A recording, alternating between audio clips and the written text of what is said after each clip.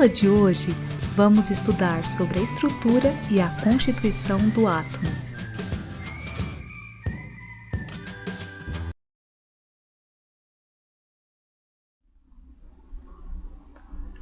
Hoje nós vamos dar um passo a mais no nosso conhecimento sobre a estrutura da matéria. Nós já estudamos que a matéria é formada por átomos, inclusive já vimos os modelos atômicos, mas estávamos sempre estudando, utilizando o modelo de Dalton, como se o átomo fosse uma bolinha maciça indivisível. Nessa aula de hoje, vamos dar um passo a mais no nosso conhecimento. Nós vamos ver que o átomo ele se divide em partes menores. Então, a gente vai estudar hoje a estrutura do átomo e do que ele é formado. Nós vamos dar destaque hoje a 3 partículas que compõem o átomo, que são os prótons, os nêutrons e os elétrons, e entender que o átomo ele possui 2 regiões na sua estrutura. Uma região mais densa, que é o núcleo do átomo, onde ficam prótons e nêutrons, essas partículas, e uma região maior, que é a eletrosfera, que fica em volta desse núcleo. É na eletrosfera em que se encontram os elétrons.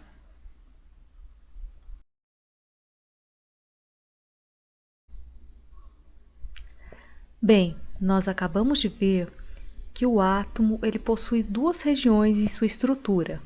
O núcleo, aonde se encontram partículas menores, que são os prótons e os nêutrons, e uma outra região em volta desse núcleo, aonde estão os elétrons, que é a eletrosfera. Vamos ver agora que essas partículas, algumas possuem carga, outras são neutras. O próton é uma partícula positiva, possui carga positiva. Já o elétron é uma partícula negativa, possui carga negativa. E o nêutron? O nêutron, conforme o próprio nome diz, é uma partícula neutra, ou seja, não possui carga. Quanto à sua massa, prótons e nêutrons possuem massas semelhantes e consideráveis quando eu vou pensar na massa de um átomo completo, ou seja, contabilizando essas partículas, prótons e nêutrons. Já os elétrons, eles possuem massa, mas sua massa em relação aos prótons e nêutrons é muito pequena. É cerca de 1.800 vezes menor a massa de um elétron do que dessas outras 2 partículas, prótons e nêutrons. Por isso, a contribuição dos elétrons para a massa do átomo é muito pequena. Então, a gente considera que prótons e nêutrons é que dão, uma massa considerável ao átomo.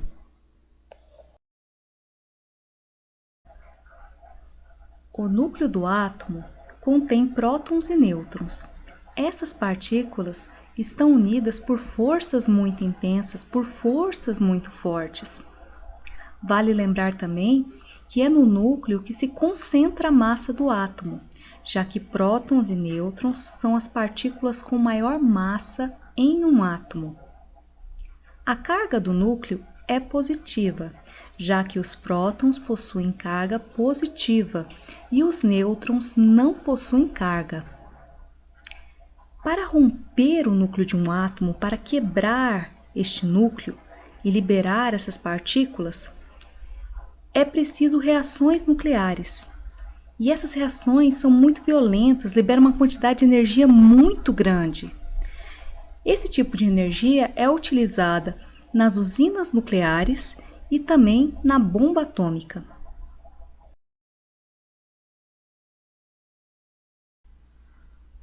Nos átomos, os elétrons se localizam numa região em torno do núcleo, chamada de eletrosfera.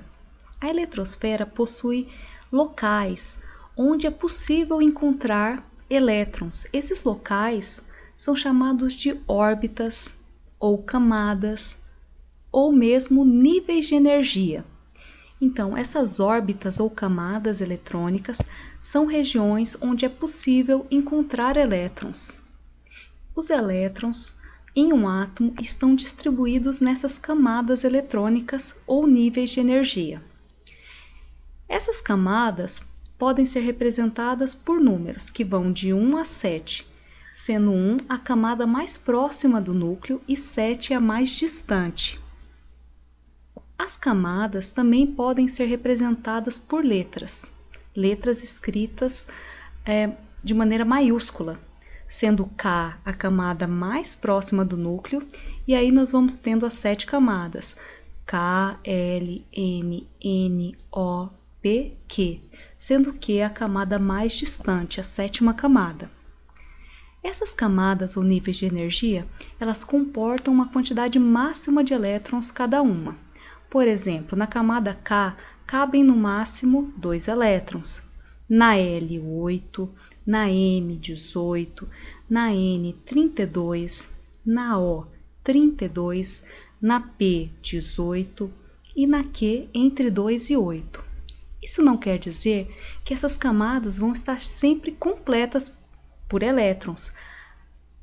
Isso vai depender do tipo de átomo que eu tenho. Tem átomo, por exemplo, o átomo de hidrogênio, tem só um próton e um elétron. Então, ele vai ter somente a camada K com um único elétron.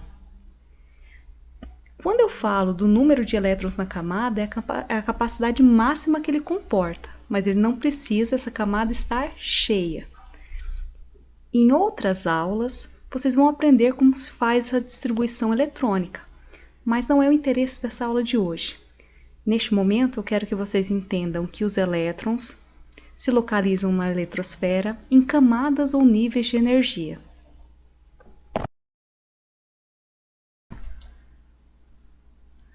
Quando um átomo está em seu estado fundamental, ou seja, ele está formando o sistema eletricamente neutro, ele tem a mesma quantidade de cargas positivas e negativas. Assim, o seu sistema fica neutro, fica com uma carga resultante nula. Lembrando que as partículas que possuem carga positiva são os prótons e as partículas que possuem cargas negativas são os elétrons. Então, quando um átomo se constitui num sistema eletricamente neutro, ele tem a mesma quantidade de prótons e elétrons. Vamos olhar esse exemplo que eu coloquei para vocês. O átomo de hidrogênio, ele tem, no seu estado fundamental, um próton e um elétron. Então, no seu estado fundamental, ele é neutro. Por quê? Um próton com uma carga positiva mais um elétron com uma carga negativa, eles se neutralizam. Então, o total de carga resultante é zero. Então, nós falamos que esse sistema está neutro. O átomo de hidrogênio, em seu estado fundamental, não possui carga resultante. Vamos dar outro exemplo, agora no caso com alumínio. O alumínio possui 13 prótons e 13 elétrons no seu estado fundamental. Se eu somar as cargas dos prótons, 13 cargas positivas, mais as 13 cargas negativas dos elétrons, o resultado dessa soma vai ser zero, ou seja, esse sistema também é eletricamente neutro.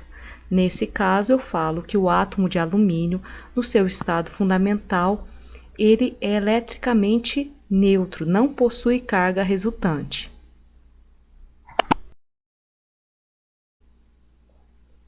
Agora, quando um sistema não tem a mesma quantidade de prótons e elétrons, a gente vai dizer que esse sistema está carregado, ou positivamente ou negativamente.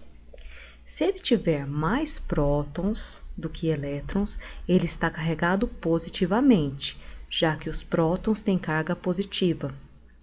Já se o sistema tem mais elétrons do que prótons, ele estará carregado negativamente, já que os elétrons possuem carga negativa. Aqui quero chamar a atenção. Em um átomo, os prótons não saem desse átomo facilmente. Então, quando a gente falar de um corpo carregado, ou positivamente ou negativamente, O que a gente vai estar falando? Que esse corpo ganhou ou perdeu elétrons. Se o corpo ganhou elétrons, como o elétron tem carga negativa, ele vai estar carregado negativamente, porque ele vai ter mais elétrons do que prótons. Já se um átomo perdeu elétrons, então a gente está falando que aquele corpo ali, né, seja um átomo ou um material, ele está carregado positivamente, porque como ele perdeu o elétron que tem carga negativa, ele vai ter mais prótons, ou seja, mais cargas positivas. Então, atenção, quando a gente tem a formação de íons, mesmo que o íon seja positivo, não quer dizer que está entrando prótons naquele átomo. Se o sistema está positivo é porque ele perdeu elétrons. Lembrem-se, no estado fundamental, há uma quantidade igual de prótons e elétrons. Então, quando eu formo um íon, é porque ganhou ou perdeu elétrons. Nos íons, então, o balanço de cargas vai ser diferente de zero e eu vou ter uma carga resultante. Essa carga é fruto da variação do número de elétrons, já que o número de prótons em um átomo é fixo.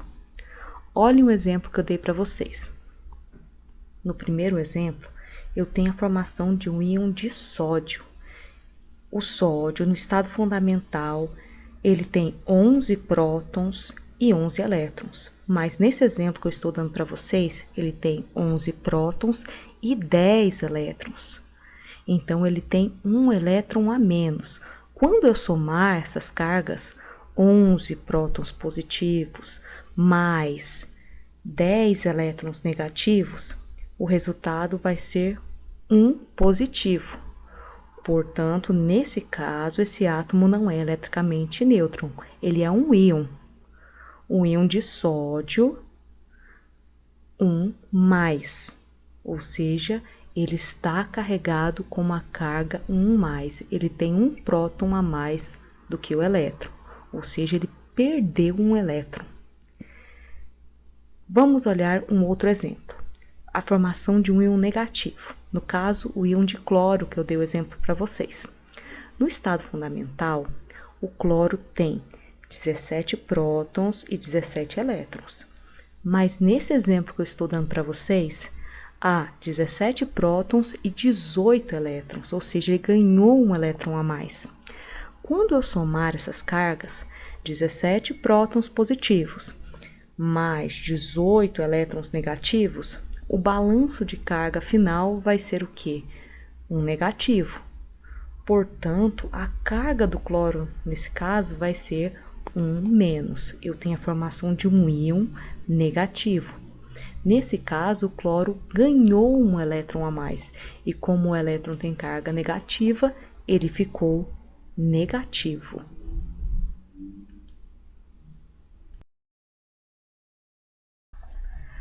Bem, nós acabamos de ver que os íons são formados quando o balanço de cargas do átomo é diferente de zero, ou seja, eu não vou ter a mesma quantidade de prótons e elétrons nesse átomo, e daí eu tenho a formação de íons. Quando um átomo está carregado positivamente, ele é chamado de cátion, e quando um átomo está carregado negativamente, ele é chamado de ânion. Então, vamos começar falando dos íons positivos, dos cátions. Para que se forme um íon positivo, o átomo tem que perder elétrons, já que o número de prótons de um átomo não se altera. Como os elétrons têm carga negativa, quando eu perco elétrons, o meu átomo fica carregado positivamente, porque há uma deficiência de elétrons, uma deficiência de cargas negativas. Olha os dois exemplos que eu coloquei para vocês. No primeiro, eu tenho um íon de sódio. O símbolo do elemento sódio é Na, e lá em cima você pode ver que tem uma carga, 1+. Isso quer dizer que eu tenho um íon positivo de sódio com uma carga 1+, ou seja, ele perdeu um elétron, ele tem um próton a mais nesse íon. Olha o outro exemplo, ferro 3+. O símbolo do ferro é Fe. Lá em cima tem uma carga, 3 mais. Isso quer dizer que este átomo perdeu 3 elétrons. Portanto, ele ficou com 3 prótons a mais em relação aos elétrons. Logo, formou um íon positivo também, um cátion. E com relação aos íons negativos, os ânions, a formação de íons negativos quando um átomo recebe elétrons, ele fica com um excesso de elétrons, então ele vai ficar com carga negativa. Lembrando que o número de prótons do átomo não se altera. Então, vamos ver os exemplos que eu coloquei para vocês. O primeiro é a formação de um íon de cloro. A gente pode olhar o símbolo do cloro, Cl1-. A carga é negativa, quer dizer que eu tenho um íon negativo. Eu vou ter um excesso de elétrons. O cloro ganhou um elétron a mais. Já no segundo exemplo, eu tenho um íon de oxigênio. O símbolo do oxigênio é O. Olha a carga lá em cima, 2-. Neste caso, ele ganhou 2 elétrons a mais, ficou carregado negativamente.